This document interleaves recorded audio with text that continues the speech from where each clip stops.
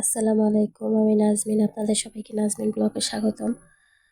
তো আজকে আমি নিয়ে আসলাম আপনাদের মাঝে নতুন আরেকটি ভিডিও নিয়ে। আজকে আমি দুপুরে কি খাবো আপনাদের সাথে শেয়ার করার জন্য। এখানে আছে মাছের মুড়িঘণ্টা, আছে ডালের বড়া এবং সাথে আছে কচু শাক। দীর্ঘদিন যাবৎ আমি অনেক সিক, প্রচুর ঠান্ডা জ্বর, তো কিছুই খেতে ভালো লাগে না।